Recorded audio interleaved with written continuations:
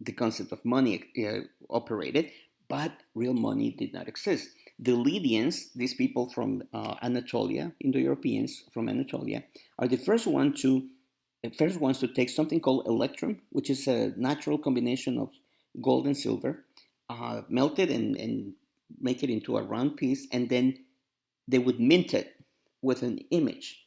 In this case, you have a lion on the one side, and it's probably the image of the king on the other. Minting means when you stamp an image on a coin, and voila, money was invented. By the time of Darius, the use of coins had spread throughout the Middle East and beyond. The problem, however, is that the value of a coin is on the amount of gold or silver that it contains, and that you cannot tell. And that means that if you go to a market and someone wants to pay you with, I don't know, with coins from Urartu, say thank you, but I don't take this money because I don't know whether these are good coins or not. So Darius comes up with an idea. He's going to standardize money. What does that mean? Well, standardization of money means that money will only be minted at authorized places, royal mints. These are the places that will produce the coins, and then you have the absolute certainty when you get this coin, which was called a direct because it has the image of Darius. When you get this coin, you know you're getting a good coin. And that's good for commerce. In addition to this, Darius also standardized weights and measurements. In those days, if you went to a market in Babylon and you wanted to buy 3 pounds of something, you had to ask, are these Babylonian pounds? Are these Aramean pounds? Are these Egyptian pounds? And that's not good, right? Today in the world, most people use the metric system. The United States is the only one that uses the English system, right? Sometimes also called the imperial system. Not even the English use the English system anymore, but we still do, which is really backwards. So it's never good to have different systems of weights and measurements. So Darius established one system, actually the system that the Arameans used. The Arameans was this great, these people who were great at trade, and you would find them everywhere in those days. So they had a very efficient system of weights and measurements. Darius said, let's use this system as the official system of the empire. Darius was also responsible for creating a system of royal levies. The royal levies were conscripts. Each satrap had the obligation of raising a certain number of soldiers for the army. And these soldiers would then constitute the forces of the Persian Empire. In theory, this is a very good idea because that means that every corner of the empire will contribute with men for the empire. But this is the problem.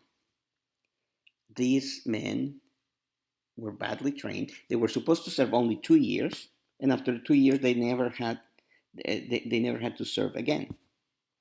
That means that if you are one of those conscripts who is forced to be there, you're not very happy, and all you want to do is to survive for 2 years and go back home. If you're the government, you're not going to put much interest or you're not going to invest much in training these people because after 2 years you don't have them. In addition to this, they were not uniformly trained. So if you were a horseman from Bactria, which is a very good horseman, that's it. You come in with your horse and you are a horseman. If you are an infantryman from Syria, also very good infantryman, that's how you serve.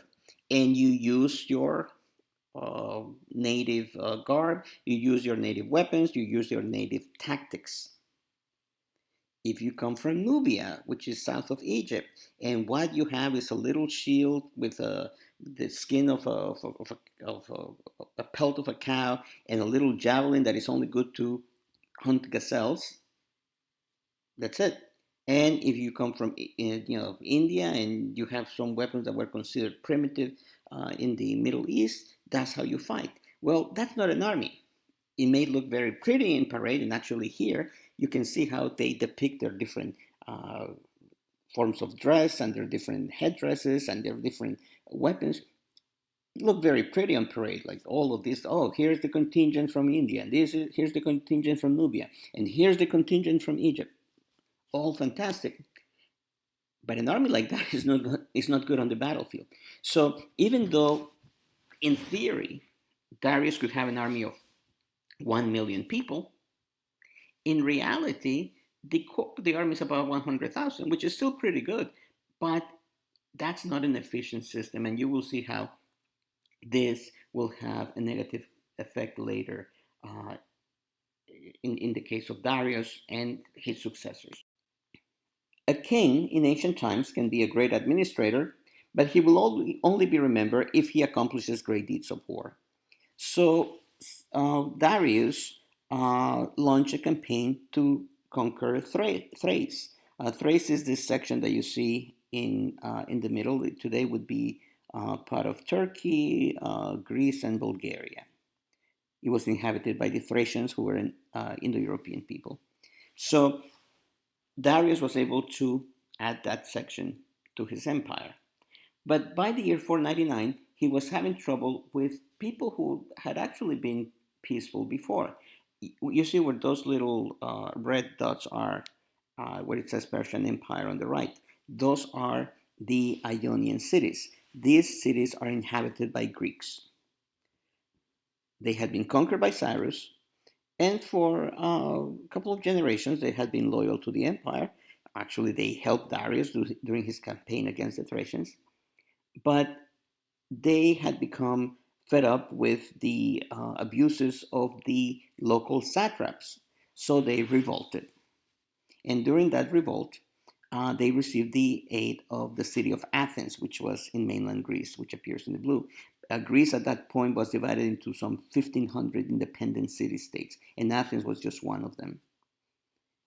The Athenians helped the Ionians, but by the year 493, the Ionians had been defeated, and Darius was pretty angry because this little city of Athens had challenged his authority. And of course, it was important for him to make an example out of Athens so that no one else would follow the example.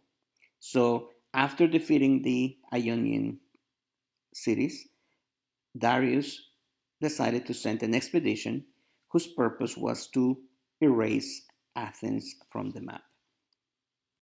What Darius didn't know, or maybe he did, but he understood the significance, is that in the last couple of generations in Greece there had been a revolution in warfare.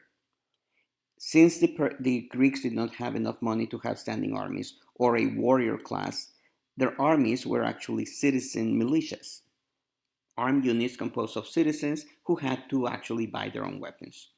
And they produce a type of soldier known as the hoplite. A hoplite has a big round shield called the hoplon. He has armor on his chest.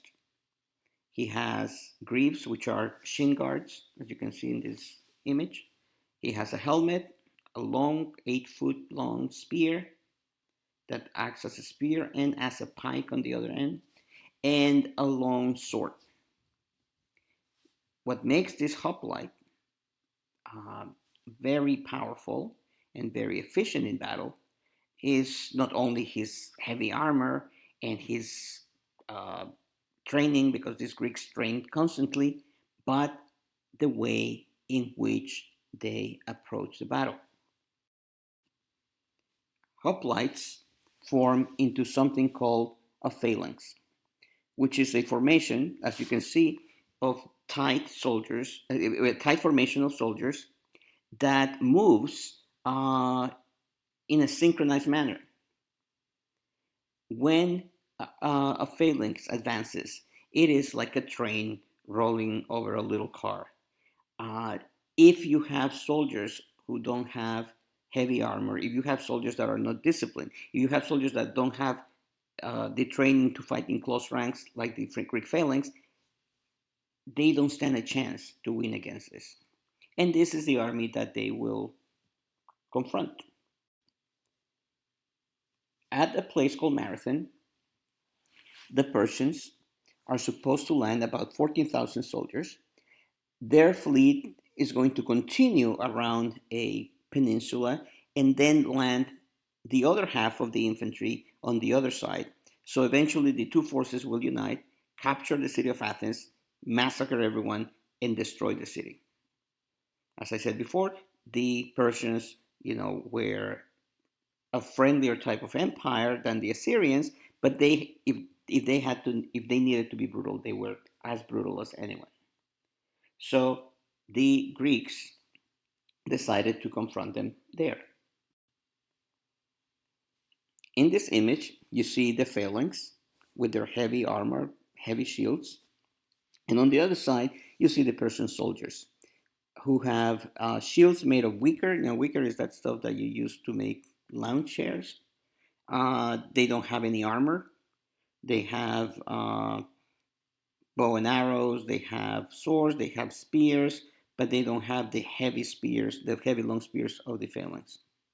Most importantly, they do not have the discipline and the motivation that the Greeks have, because the Greeks are citizens of their city and they're fighting for their wives and children, they're fighting for the land. These Persians are good soldiers, but they don't have any big motivation to fight.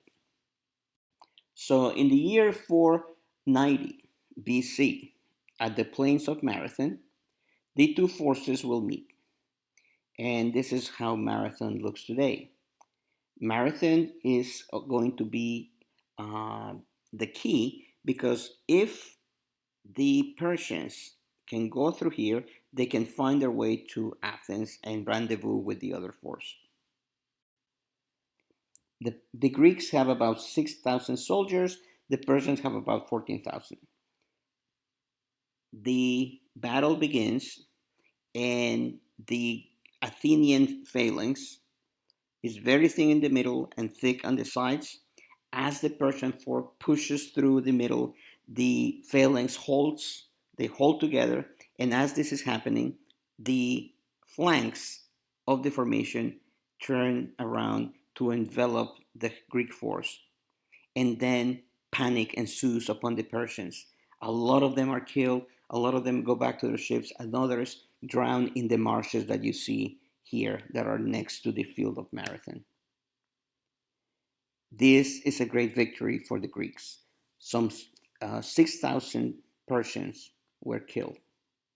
The other part of the Persian expedition realized that that the mission is done, because when they arrive on the other side, the Greeks who were fighting at Marathon are able to make it back to defend their city. The Athenians lost only 192 soldiers, according to one account, and this mound is the tomb where the fallen at Marathon were buried. That is amazing. They killed 6,000 Persians and they only lost about 192 men. This is the first instance in which an army that is numerically inferior overwhelmingly defeats another army and causes so many casualties. And according to the story, during the battle, after the battle, they sent a runner back to Athens to inform to the people that they have won and that they should not abandon the city and they should not burn it to the ground. And the runner who delivers the message, after delivering the message, dies.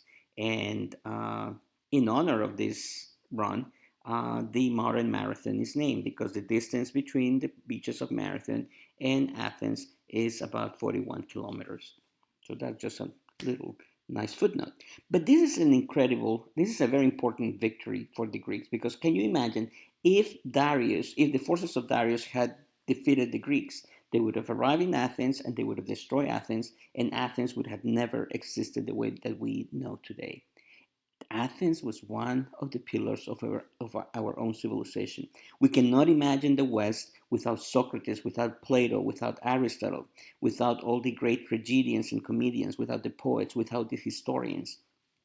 Athens is one of the great foundations of our civilization, and at this battle, that civilization was protected at the point that it was being born. Darius is very bitter, and according to one legend, he had a slave whose only task was to remind the king every day, "Your Majesty, my Lord, remember the Greeks, remember the Greeks," because he swore that he would take revenge. Of course, that didn't happen. And unfortunately, Darius, who was a great king who carried out great reforms, is remembered because he was defeated. Well, he not personally him, but his troops were defeated in such a resounding victory by the Athenians. And by the way, that battle, it is the first time that the East and the West confront each other, and symbolically is the beginning of a rivalry that still exists. So, who succeeds Darius? His son Xerxes. And of course, when he comes to the throne, he knows that in order to establish his authority and respect of his people, he needs to go and avenge what happened at Marathon. Now, this time, he's not going to send just a small army to destroy the city. He has now determined that he will invade Greece with a massive force. According to some accounts, his army may have consisted of about 300,000 men. Now, it's not only the army. The army is going to be accompanied by a fleet that will supply the army with water and food and other type of support. So this is an incredible, in terms of the logistics, it's an amazing enterprise. Uh, Not until D-Day in 1944 do we see a military enterprise of such magnitude in terms of invading a European country. So in 480, 10 years after the Battle of Marathon, Xerxes crosses from Asia into Europe and begins to advance upon the north of Greece. This time, however, the Athenians will not be alone. The Greek cities coalesce as a single unit, and together they will fight against the Asiatic invader. The Athenians want to have a big battle north of Athens to protect their city, but the Spartans, who are the other the other important city in Greece, say, "No, we will not fight. We are not prepared. We will be crushed." So what we will do is we will fight a delaying action at Thermopylae, and the Athenians know that they have to abandon their city because it cannot be protected. So they basically evacuate the women and the children, and they know that their city will have to be sacrificed. At the Battle of Thermopylae, one of the most memorable battles in history will take place. As you can see here, this is the plain of Thermopylae. To the left, you have mountains, and to the right, if you look closely, there's a highway, but next to the highway, that's the sea. And in those days, there was a very deep cliff. And in order to get from the north of Greece to the rest of Greece, you had to go through this point. So the king of the Spartans, a man by the name of Leonidas, decided to bring only 300 men with him, along with 5,000 Greeks from other cities.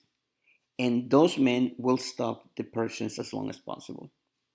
He knows that this is a suicide mission. And actually, when he uh, started to form the guard, he asks for volunteers, something that the Spartans never did. And you will realize why when we talk about the Spartans later in the course. So he selects these 300 men who are volunteers, and these are only men who have a male child. And the reason is that since they will die, they will at least have a descendant to continue their name. So these men know very well what they're doing, and so are the other 5,000 Greeks who go with them. For 3 days, the Greeks will fight in shifts, holding the attacks of the Persians, one wave after the next. After 2 days, there are close to 20,000 casualties on the Persian side. Now, the Persians have enough men, but even with that numerical advantage, the morale of these armies is being crushed. How can these few men hold the whole army? Xerxes sends his 10,000 immortals. These are the elite troops of the Persian army, and they are crushed. However, the Greeks are betrayed, and the Persians find a passage to the other side. Leonidas, the king of the Spartans, dismisses most of the Greeks. He only remains with his 300 men and some 50 men from the city of Thebes and about 500 men from the city of Thespis. These men, all together probably around 2,000, will make a final stand. So the story of the 300 is true, but actually it wasn't 300; it was more like 2,000. And I don't think that diminishes the uh, the value of the story because the 300 Spartans are the ones who are holding those troops together. So the third day of the battle, they're surrounded, and eventually, after waves and waves of attacks and raining arrows, they're all killed. Today, there is this inscription at Thermopylae, and the inscription says, "Passerby, go tell the Spartans that here 300 of her men died fulfilling the law." Very simple, very moving, very profound. The Spartans died not because they were heroes, they were just regular citizens who were doing what was expected from them, nothing else. This defeat is an incredible moral victory for the Greeks. And you can imagine the fear in the hearts of the Persians. If this is the first battle, what will await them later on? The key to defeating the Persians will be not uh, the armies, but the navy of the Greeks. The key to victory is not on the ground, but at sea. These are triremes. These are the typical war vessels of that time. And in the movies, they show slaves rowing. No, the people who manned the ships were citizens. They got paid and they were there because they were serving their city state. And the Greeks, especially one of their leaders called Themistocles, understood that in order to defeat the Persian army, they had to first destroy the Persian navy. So the crucial battle takes place at Salamis. And as you can see in this map, the white squares are the Greeks, and the red ones are the Persian fleet. The Persian fleet is much larger than the Greek, but the Greeks know the waters, they know the currents, and they know the winds. So they basically allowed the Greeks to fall into, I'm sorry, they allowed the Persians to fall into a trap. As you can see, the Persian fleet has three lines and they start to move in. One line actually flees the battle and is supposed to go around the island of Salamis to surprise the Greeks from the other side. Before they're able to do that, the Greeks come out of their hiding. As you can see here, they are covered by land. And at that point, they begin to ram the enemy ships. This artistic recreation shows how trireme warfare took place. The aim was to crush the middle of the enemy ship and then row back to allow the boat to sink. And of course, in the meantime, you could shoot arrows, throw javelins. In some cases, you would board the enemy ship, but most likely you would just go back and allow the ship to sink. Because the Greeks knew the waters, because the Greeks had the element of surprise, they destroyed the Persian fleet.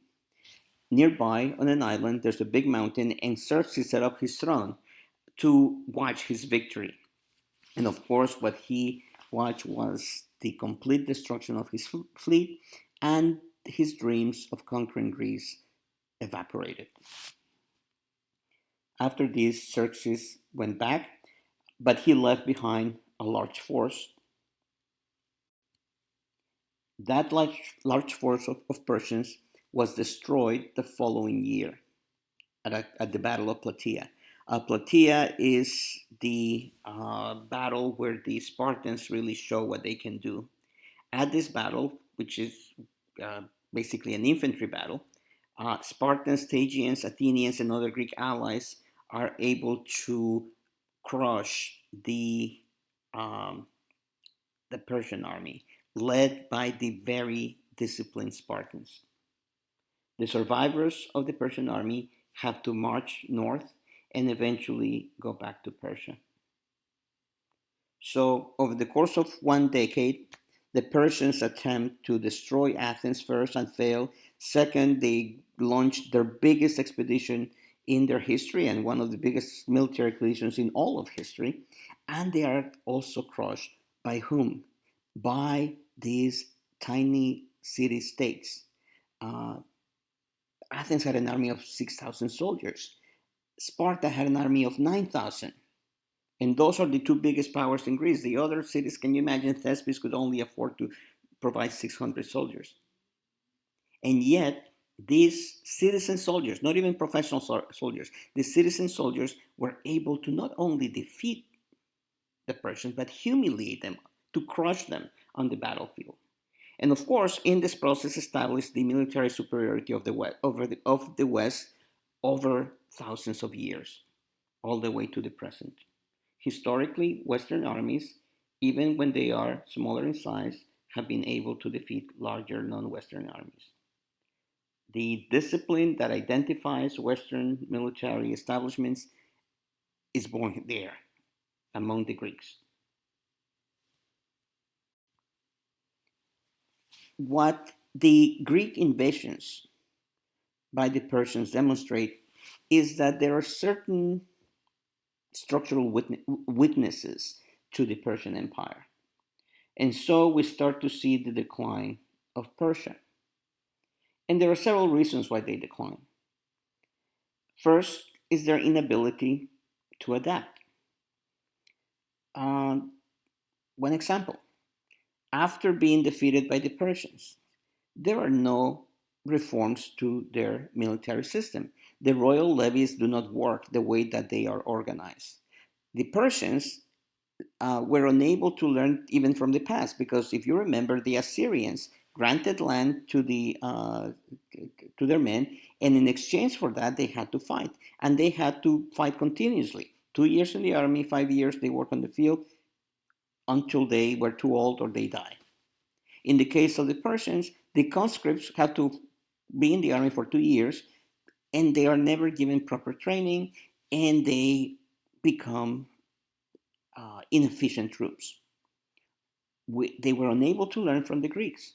Now, making a hoplite, making a Greek infantryman, is something that is more about training. It's about the mentality, it's about the disposition. The Greeks were fighting for something that they believed in, and that concept did not exist among the Persians. The Persians, however, are unable to understand why they were defeated. So the only thing that they do is that they start to hire Greek mercenaries. The Persian Empire also has succession problems. And the problem was that before the king died, he named which of his sons would inherit the throne. And of course, these sons sometimes were from different mothers, because the king had a queen, but he also had other concubines. So once the favorite was selected and the old king died, the new king was established on the throne, but he was very suspicious of his brothers. So it is not unusual for the new king to kill his brothers after that. It was not unusual for brothers to fight among each other. And that instability in the succession process is going to have very harmful effects. The other problem is that the Persian Empire has become too big to manage. We have sources mentioning that a satrap is fighting another satrap. Can you imagine? What would you think if one day you hear that the governor of Michigan is fighting against the governor of Wisconsin? What that tells you is that the country is falling apart, that there is chaos. And this is what we hear in Persia, that two satraps, two men who have been appointed by the king to run provinces, are fighting against each other. And the reason why this happens is because the empire is too big. And then there is political fragmentation, meaning that, and it's connected to what I said before, because the empire is too big, certain regions of the empire become semi autonomous. They do whatever they want. And it is very hard for the central government, for the king, to enforce his authority in every part of the empire. So, as a result of that, you are going to see continuous revolts. There will be revolts in Egypt, and these revolts will be crushed harshly, brutally. But that's not the only place. So, this is like having several fires going on in the neighborhood and only one firehouse. The firemen have to decide which fire to take care of first. And at one point, they will say, you know what, that house, we will have to let it burn because we don't have the ability to go there. And this is happening to the Persians. They are fighting among themselves sometimes, they are fighting revolts, and the empire is too big to administer at this point. A very clear example of the weakness of the empire takes place in the year 401 BC. This is when an expedition that has come to be known as the Anabasis, or the March Upland, takes place.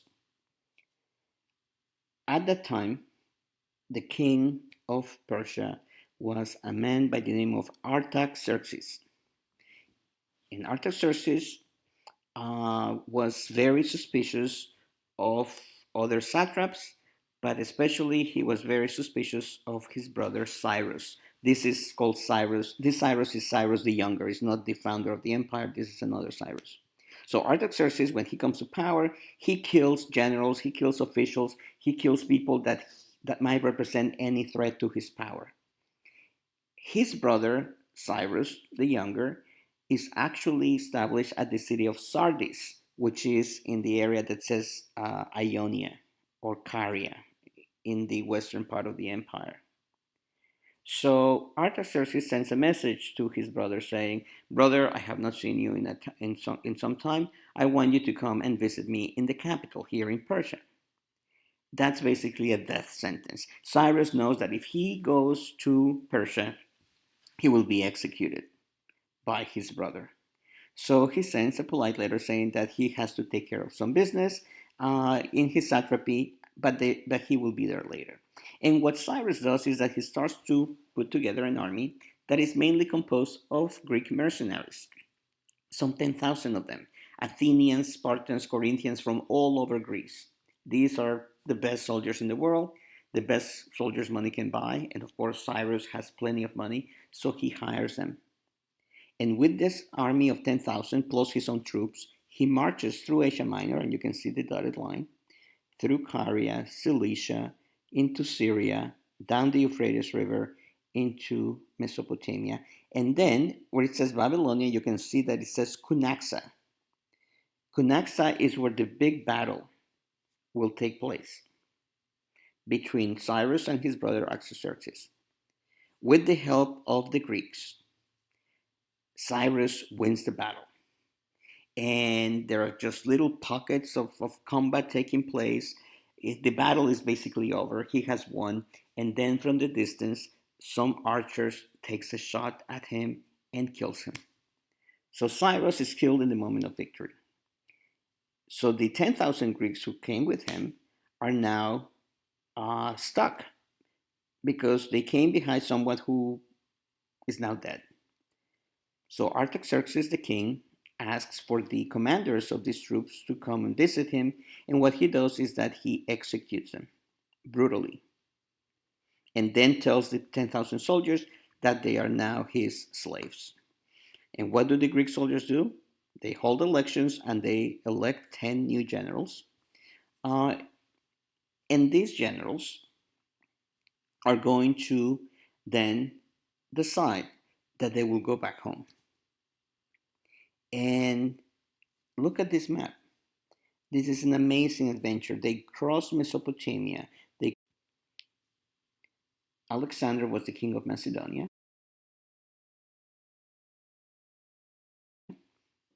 And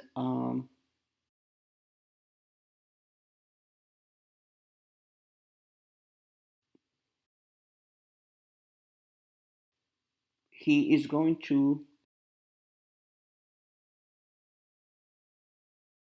eventually put together a force of about 35,000 men. And with that force, he will invade the Persian Empire.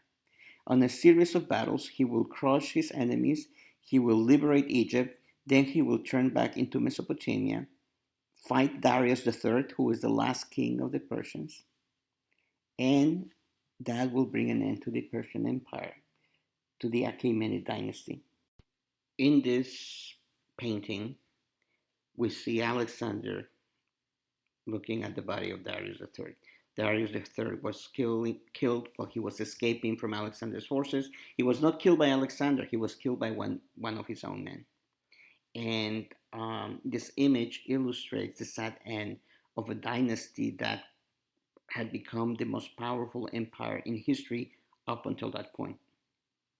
However, the Persians left behind a great legacy. First of all, this is only the first of the Persian empires because later in history there will be a Parthian empire based in Persia, there will be the Sassanid empire in Persia, and there would be other empires in medieval times.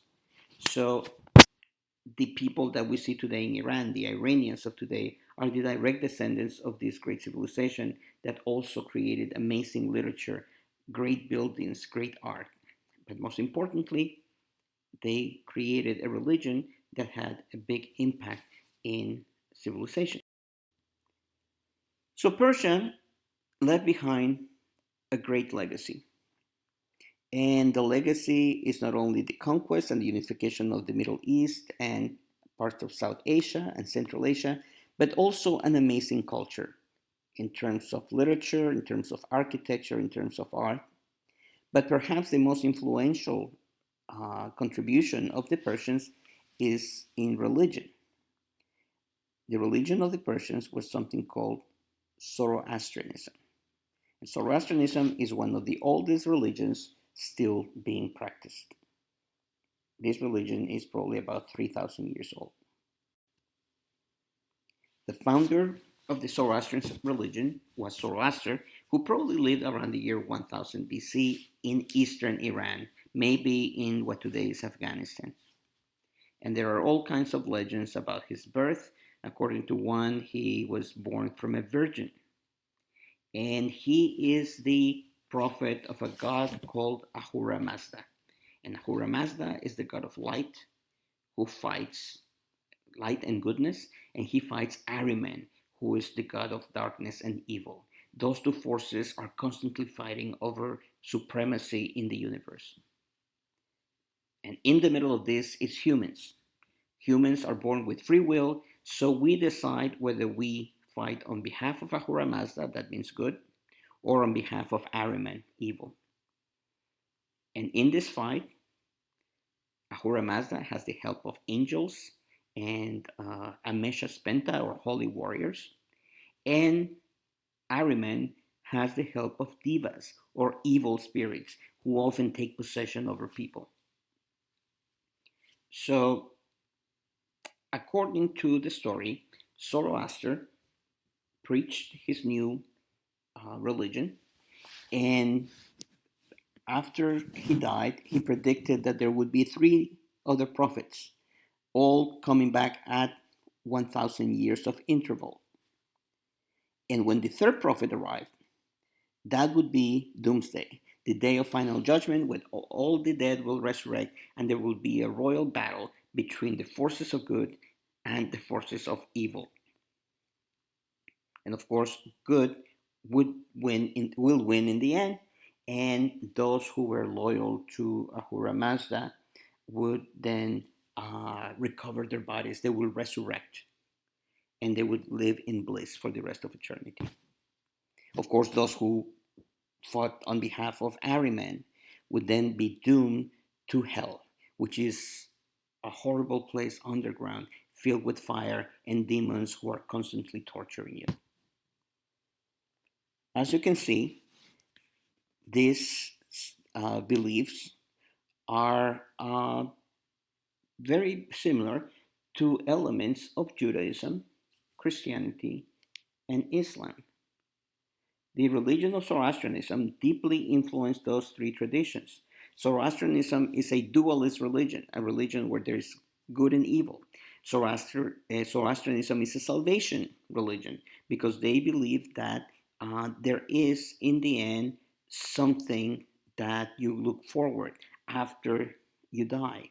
They believe in the existence of the body and the soul. The body is material and mortal. The soul is spiritual and immortal. That's very much part of what Jews, Christians, and Muslims believe. The Zoroastrians are waiting for the arrival of another prophet. Jews are waiting for the arrival of the Messiah. Christians are waiting for the second coming of Jesus. Muslims are waiting for the second coming of Jesus and the Mahdi, which will happen at the end of time. And in both the Christian and the Muslim tradition, there is the belief that at the end of days, there will be a battle between the forces of good and evil, and the just will go to paradise, and the evil ones will be doomed to hell. So, as you can see, sometimes the strongest influence of a civilization is not the buildings, it's not the monuments. Sometimes it is ideas. And in the case of the Persians, even though there are only a few thousand Zoroastrians left in the world, the ideas of Zoroastrianism live through other religions.